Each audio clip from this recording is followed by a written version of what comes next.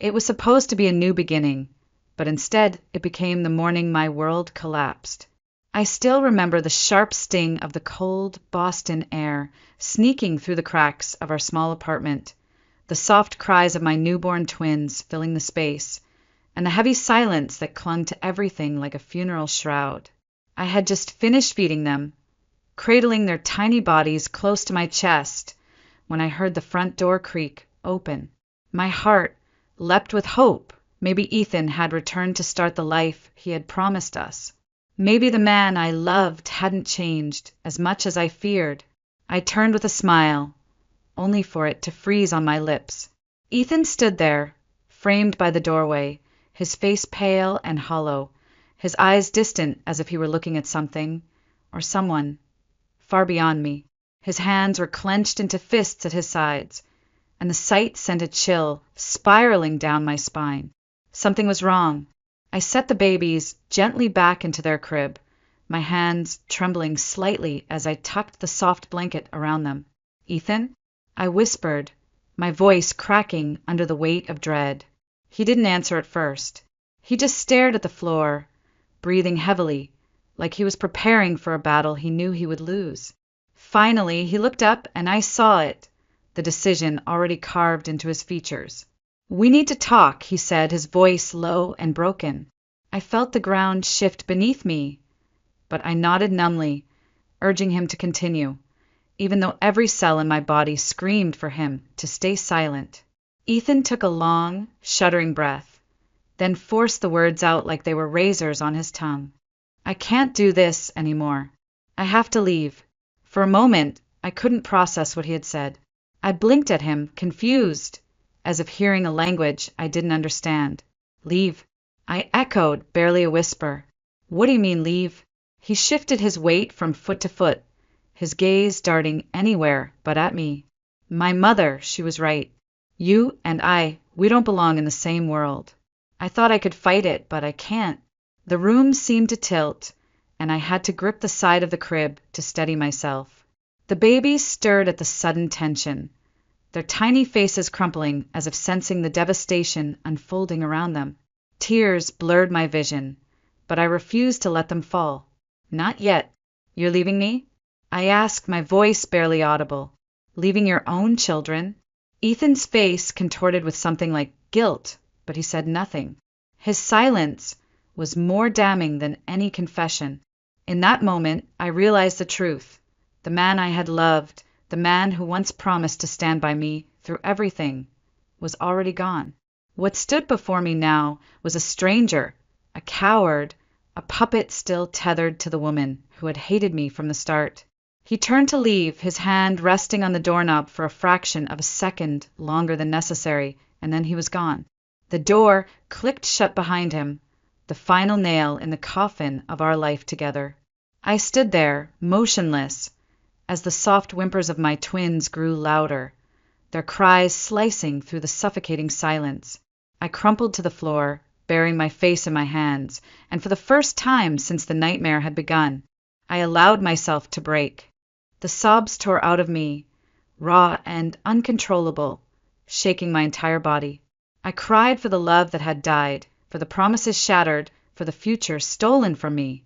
But most of all, I cried for my children who would grow up without a father's love, not because of some unavoidable tragedy, but because he had chosen to abandon them.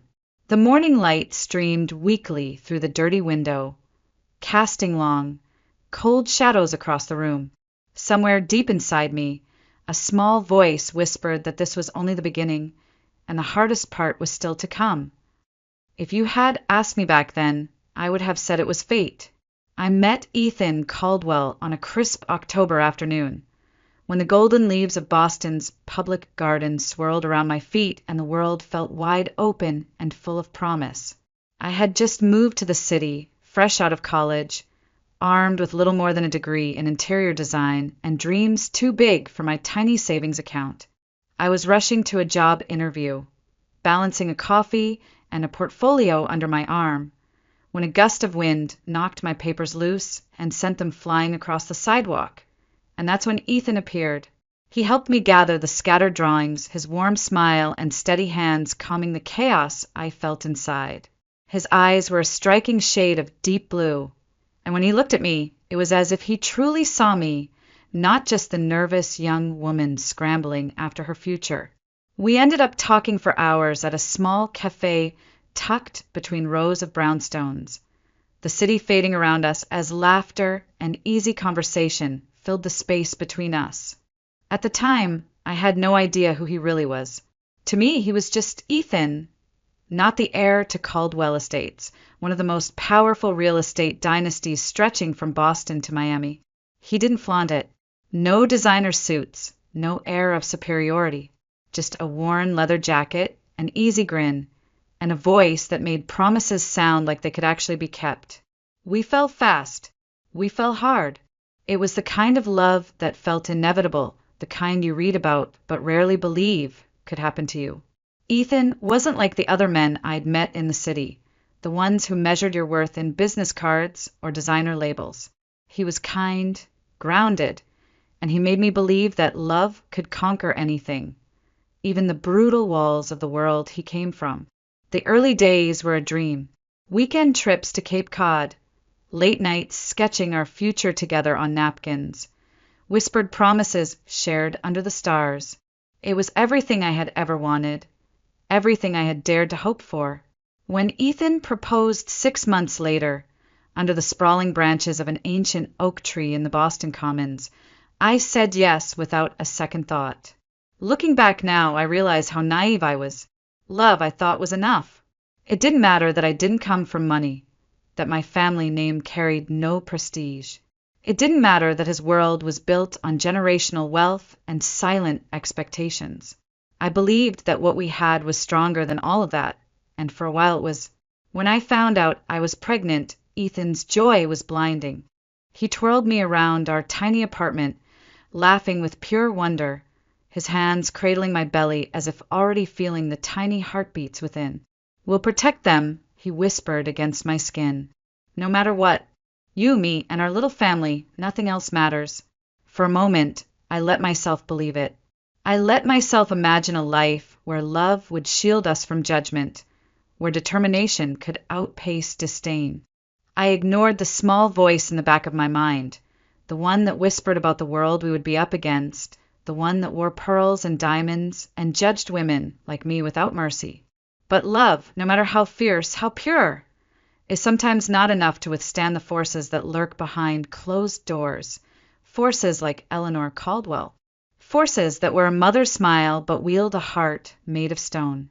And even as Ethan kissed my forehead and whispered promises of forever, a shadow had already begun to stretch over us, one I was too blinded by hope to see.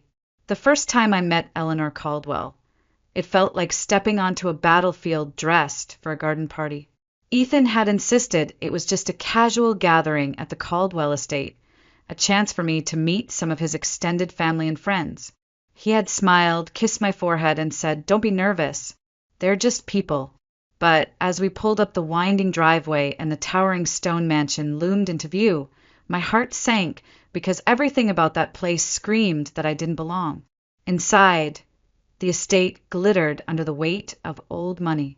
Crystal chandeliers sparkled above marble floors, and oil paintings of stern ancestors glared down from gilded frames. Men in tailored suits murmured about stocks and politics, while women draped in silk and diamonds eyed one another with veiled disdain. I clutched Ethan's hand tightly, my pulse hammering in my ears, and tried to smile, but it felt like trying to stay afloat in a storm. And then I saw her. Eleanor Caldwell sat at the center of the grand room like a queen, holding court. A glass of deep red wine rested in her manicured hand, her steel-gray eyes sweeping the room with clinical precision. She was elegant, poised, and utterly terrifying. When her gaze landed on me, it was as if a blade had been drawn silently across my skin. She rose from her chair with the grace of someone used to commanding attention without lifting her voice. Crossing the room slowly, she approached us, her heels clicking sharply against the marble. Every conversation around us seemed to hush, the air thick with expectation. "Ethan," she said warmly, kissing his cheek with a familiarity that spoke volumes.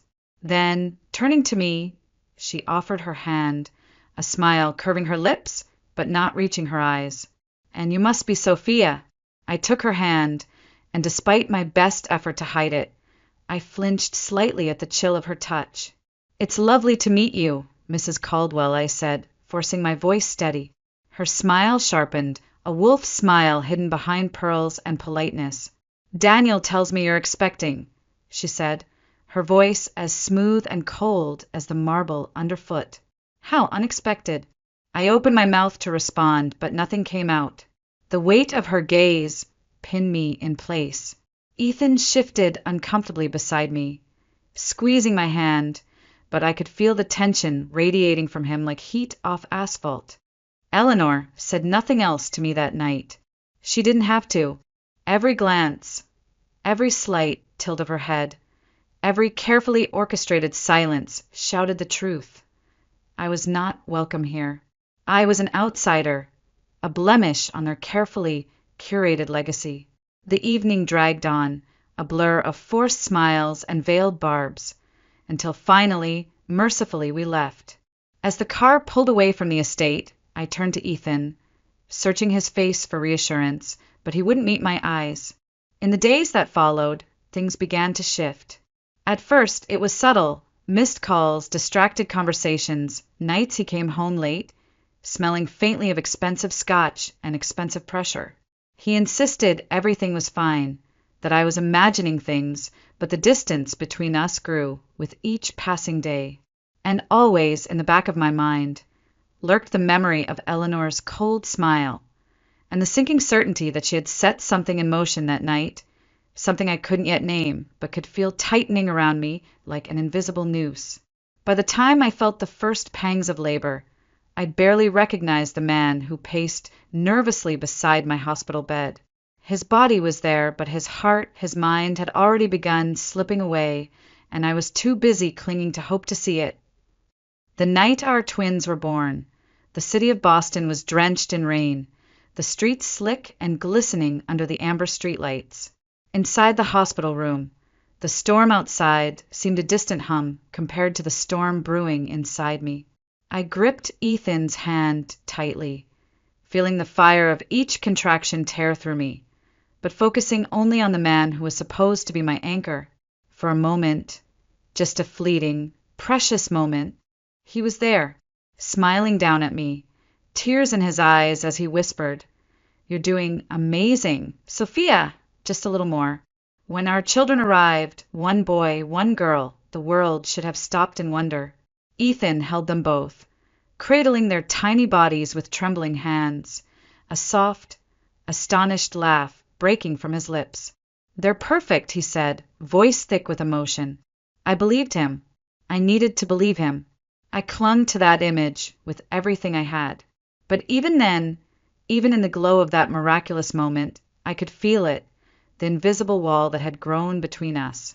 It wasn't just exhaustion in his eyes. It was something else. Something final. We brought the babies home to our small apartment 2 days later. The nursery wasn't much, just a corner of the bedroom sectioned off with a thrifted crib and hand-painted stars on the walls. But it was filled with dreams. Dreams I had woven carefully, lovingly, around our little family. Dreams that began unraveling the very next morning. Ethan left early, mumbling something about work, about needing to check in at the office. He didn't kiss me goodbye. He barely looked at me. I stood there, swaying with exhaustion, 2 tiny miracles sleeping behind me, trying to tell myself it was just stress, just pressure, just temporary. Days blurred into nights. Nights blurred into aching, sleepless marathons of feeding, burping, soothing, crying. I barely noticed the growing emptiness until it became impossible to ignore.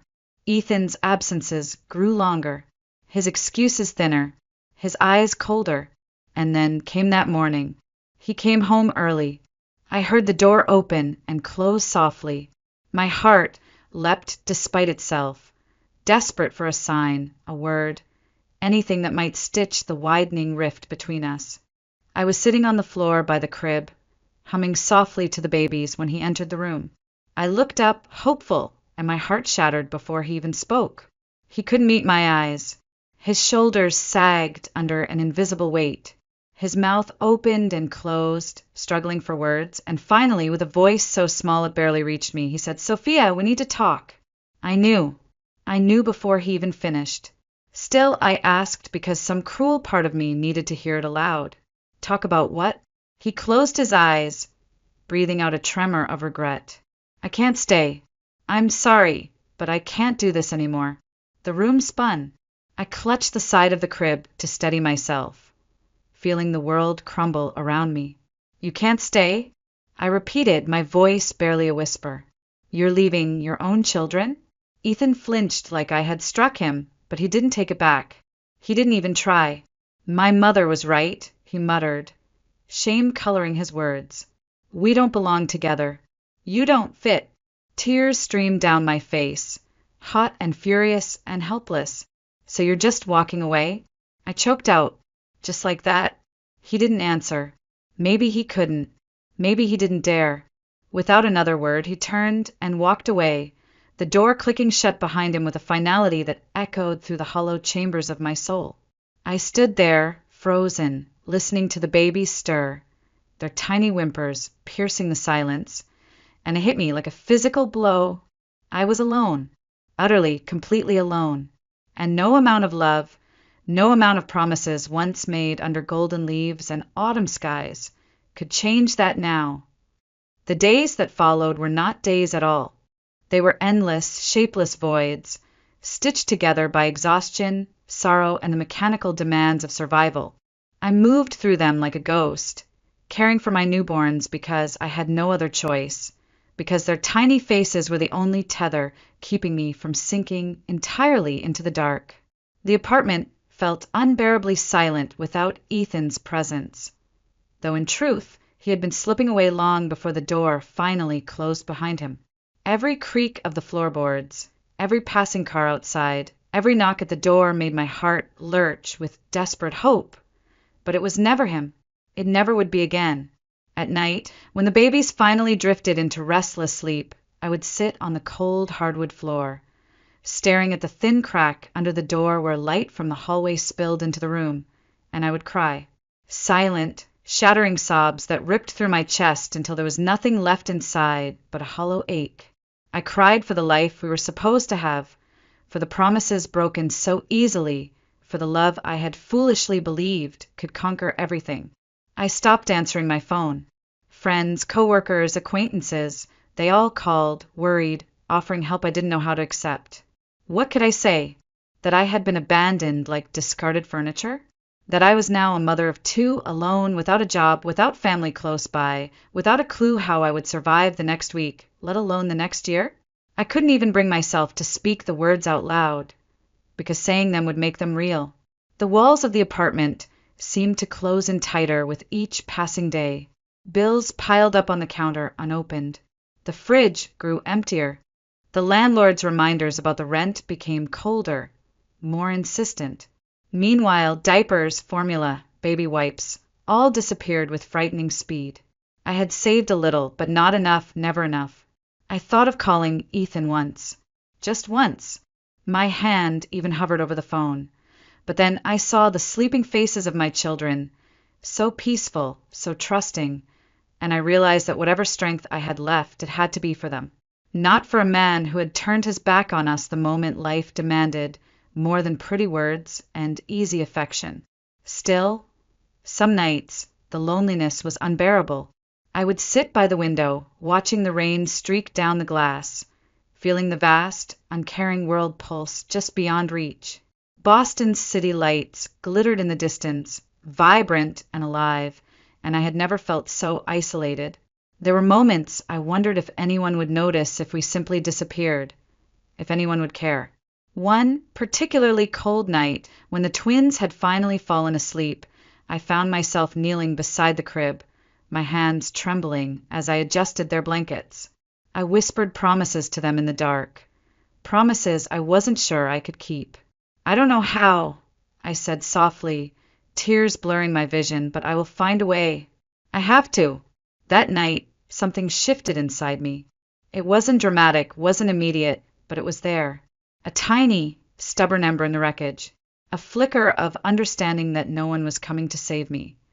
And if I wanted to survive, if I wanted my children to have even a chance, I had to be stronger than the grief trying to drown me.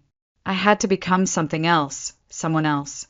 The sun rose the next morning, pale and hesitant over the frozen rooftops, and for the first time since Ethan left, I didn't crumble when I opened my eyes. I moved through the small apartment with deliberate steps, feeding the babies, changing them, rocking them back to sleep. I brewed a pot of cheap coffee, ignoring the hollow ache in my stomach. And then I sat at the kitchen table with my battered laptop, staring at a blank screen, fingers hovering uncertainly over the keys. It was time to try, to rebuild, to crawl out of the wreckage he had left behind, no matter how impossible it felt. Because the truth was cruel but simple. No one else was coming. The first time I sat down to rebuild my life, it wasn't with some grand plan or soaring ambition. It was pure necessity, raw survival. I needed to find a way to provide for my children, and no one was going to offer it to me.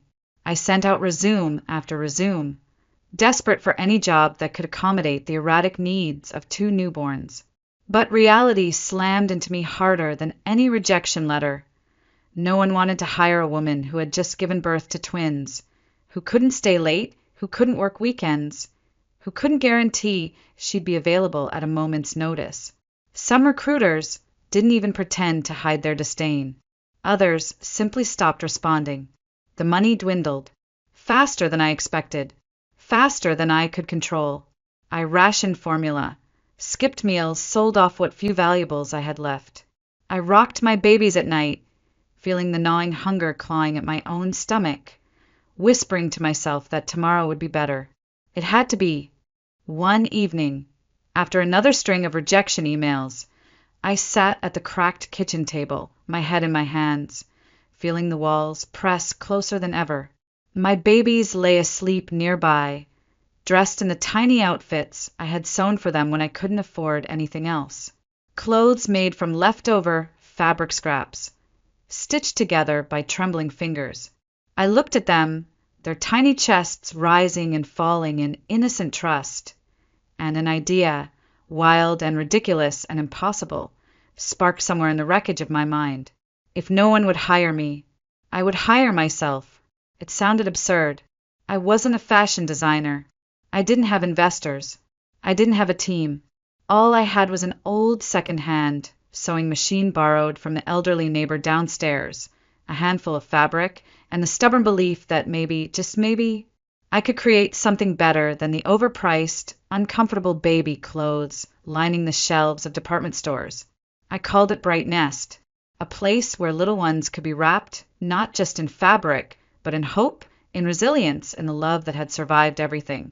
The first pieces were simple, stretchy leggings, soft onesies, cozy hats, all made during stolen moments between feedings and diaper changes. I photographed them as best I could, using my battered phone and a bedsheet for a backdrop. I built a small, clumsy website late at night while the twins slept beside me, their breath steady and rhythmic, the only music in my new world. I emailed bloggers, influencers, parenting groups. Most never replied. A few sent polite rejections. One woman placed a tiny order, a single onesie, but canceled it the next day without explanation. Every setback felt personal, like the universe laughing at my foolishness. Doubt seeped in, slow and corrosive. Was I wasting time that could be better spent begging for a job? Any job? Was I foolish to think I could build something when everything else had crumbled so easily? One night, after another fruitless day, I curled up beside the crib, clutching one of the little outfits I had made. Tears slid down my face, hot and bitter. But somewhere in the midst of that despair, I looked at my baby sleeping peacefully, dressed in clothes crafted by my own broken hands, and something inside me refused to quit. Maybe the world didn't care. Maybe success would never come. But these two little souls, they deserved a mother who tried. So I tried. I refined my designs. I took better photos. I reworked the website. I stayed up until dawn stitching and sewing and learning, pushing through the exhaustion that blurred my vision. For weeks, there was nothing.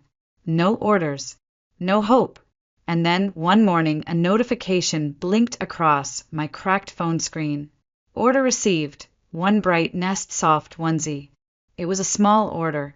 Tiny. Insignificant by any real measure. But to me, it was everything.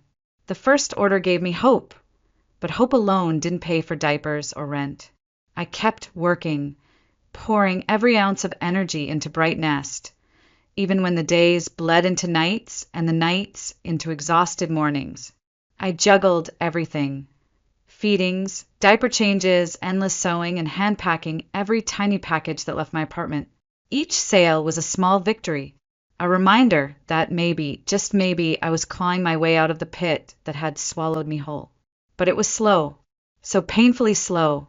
Some weeks I would only get 1 or 2 orders, barely enough to cover a bag of formula, and there were nights I still cried quietly into my pillow, wondering if I was chasing a dream that would never grow beyond the walls of our crumbling apartment. Then, one evening, everything changed. I had sent a sample package to a parenting influencer, a woman with hundreds of thousands of followers on Instagram, without expecting anything. I had almost forgotten about it entirely, until my phone buzzed with a notification that made my heart stop. She had posted about Bright Nest. A simple photo, her smiling baby girl, wrapped in one of my handmade onesies, the caption gushing about the quality, the softness, the love stitched into every seam. She called Bright Nest a hidden gem for moms who want their babies wrapped in comfort and care. Within minutes, my inbox exploded. Messages from mothers flooded in, asking about sizes, colors, custom orders. My tiny website, which had limped along in quiet obscurity, suddenly crashed from the surge of traffic. I stared at the error screen, blinking, my brain struggling to catch up, and then I laughed a wild, disbelieving laugh that startled the twins awake. Orders poured in faster than I could process them. 10, 20, 100. I lost count. I called my elderly neighbor downstairs, begging for her help packing shipments. I hand-wrote thank you notes at 2 in the morning, bleary-eyed but exhilarated. The following days were a whirlwind. I sourced more fabric, hired a local seamstress part-time, expanded my little operation from a corner of my living room to a cramped but functional workspace 2 blocks away. Bright Nest was no longer just an idea, it was becoming real, tangible, alive. And for the first time in what felt like forever, I was alive too. Every smile from a satisfied customer, every photo of a happy baby wearing my designs, was a stitch repairing the pieces of my broken heart. Every sale was a reminder that I was more than what Ethan had left behind. I was building something beautiful from the ruins. 6 months after that first viral post, Bright Nest wasn't just surviving, it was thriving. We had regular customers, glowing reviews, and features in 2 local parenting magazines. I hired 2 more seamstresses, moved into a small but bright storefront on the edge of Boston's South End, and began dreaming even bigger. One night, as I sat on the worn couch in our new, slightly less cramped apartment, I watched my twins giggling on the carpet, wearing matching outfits I'd sewn myself. The city lights flickered beyond the window, and for once, they didn't feel so distant they felt like they were shining just for us. I realized, in that moment, that I had done it. Not because someone had rescued me, not because a man had come back to fix what he broke, but because I refused to let the darkness win, because I had fought inch by inch, stitch by stitch, for a life worthy of my children and of myself. And as I looked at their sleepy smiles, their tiny hands reaching for me, I knew this was only the beginning. It happened on an ordinary Sunday morning, the kind of day that no longer carried the weight of sadness, but instead hummed with quiet joy. I had taken the twins to Charles River Esplanade, a place where the grass was lush and the water sparkled under the spring sun. The laughter of my children filled the air as they chased after bubbles, their little hands reaching for the sky. And for once, I allowed myself to simply breathe, to exist without fear. That's when I felt it, a gaze heavy and hesitant, resting on me from across the park. I turned slowly, and there he was, Ethan. Time had not been kind to him. His face, once youthful and full of effortless charm, was lined and hollow. His shoulders sagged under the weight of choices he could no longer outrun. He stood there for a moment, unsure, like a man on the wrong side of a locked door. Our eyes met. I didn't flinch. I didn't look away. I simply watched him, calm, detached, feeling nothing but a distant curiosity, the way one might observe an old photograph, faded with time. He took a few hesitant steps forward, his hands twisting nervously at his sides. "Sophia," he said, his voice cracked and soft, barely carrying over the breeze. I saw you on TV." I tilted my head slightly, offering nothing more than a polite, expectant silence. He swallowed hard, looking down at the ground like a boy caught in a lie. "I just wanted to say, I'm sorry. Not because I expect you to forgive me, but because I need you to know. I regret everything." For a moment, the world seemed to hush around us, the river, the laughter, the wind, all pausing as if to listen. I let the silence stretch, feeling the weight of it settle around us, and then I said, very softly, "Are you done?" He looked up, startled by the steadiness in my voice. Perhaps he had expected tears. Perhaps he had expected anger. But there was nothing left for him to hurt. I had already rebuilt myself from the ashes he left behind. I smiled, a quiet, liberated smile, and added, "Because I don't need your regret, Ethan. I don't need your love or your apology." He opened his mouth to speak, but I shook my head gently. "I've built a life," I continued, "a life that doesn't have room for ghosts." His face crumpled then, the reality of it sinking in deeper than any words I could have spoken. I turned back toward my children, who were now waving eagerly at me from across the grass, their laughter like a melody no betrayal could touch. Without another word, I walked away. And Ethan, he stayed standing there, rooted to the spot, a man who had traded his soul for a world that never loved him back, and had realized it far, far too late. Ethan didn't go home right away. Maybe he didn't know where home was anymore. Eventually, though, his steps dragged him back to the only place he had left, the Caldwell estate. The grand mansion loomed against the fading light, its towering columns and manicured gardens standing just as they always had. But somehow it looked smaller now, emptier, as if it too had grown tired of pretending.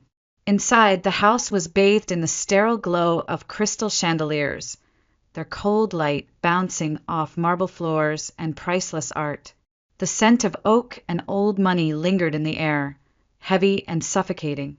Eleanor Caldwell sat in her favorite armchair by the fireplace, a glass of red wine swirling lazily in her hand. She didn't look up as Ethan entered.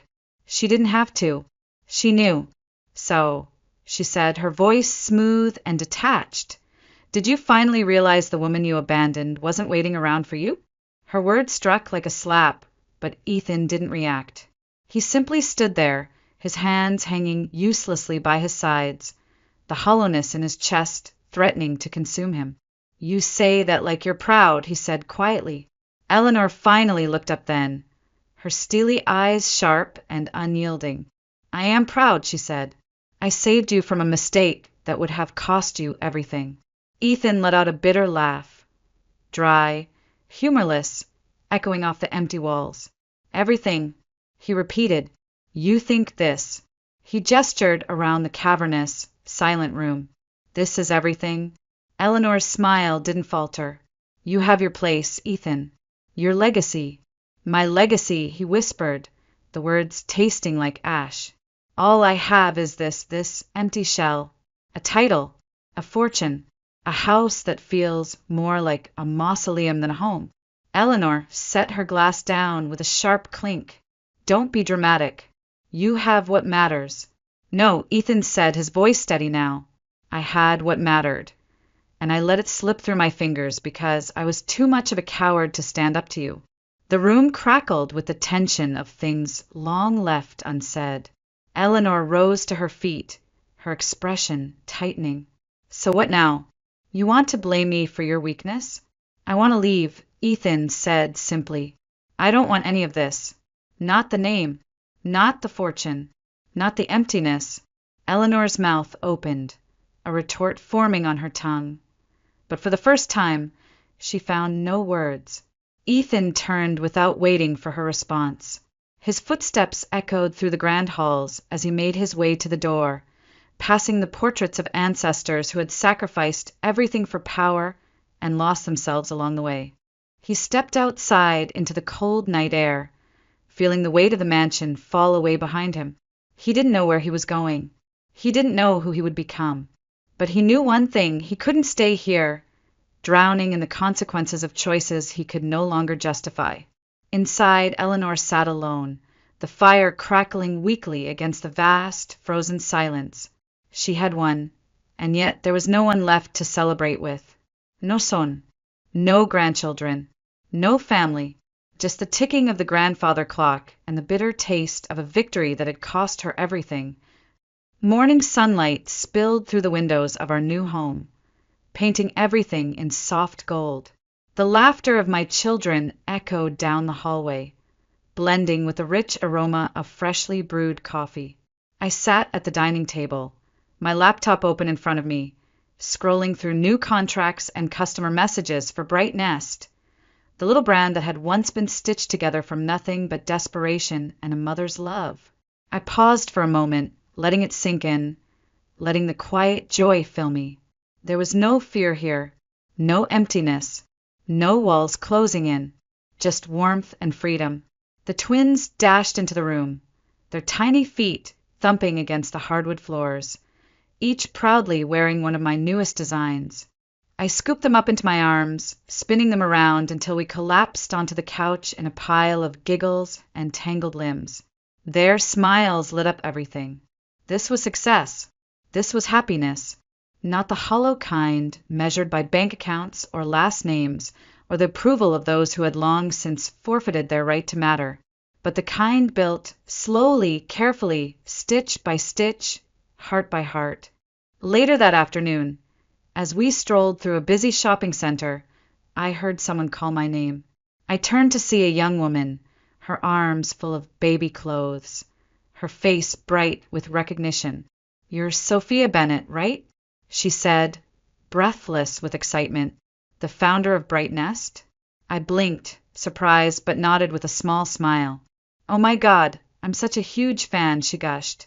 "Your story, it's so inspiring. You've shown so many of us that it's possible to rebuild, to start over, even when it feels impossible." I laughed softly, touched by her words. "I just did what I had to do," I said. "Sometimes you have to lose everything to find yourself." That night, after the twins had bathed and eaten and drifted off to sleep, I sat beside their beds, telling them a bedtime story, not about princes or castles, but about a woman who had once been broken, and how she had rebuilt herself stronger than ever. My daughter, her voice thick with sleep, asked, "Mommy, did she live happily ever after?"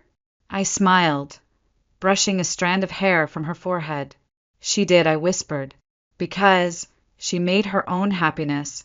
As I turned off the lights and stepped into the hallway, I paused at the doorway, looking back at the two small figures nestled safely in their beds. They were my why, my how, my everything, and no man, no betrayal, no legacy of cold privilege could ever take that away from me. Far away, in a mansion filled with echoes and regrets, Ethan Caldwell was grappling with the choices he had made and the life he had lost. But here, in this home built not with money, but with courage, there was only love. This was not a story about revenge, or regret, or even loss. It was a story about resilience, about choosing to rise again and again, even when the world tries to break you. It was my story, and it was just the beginning.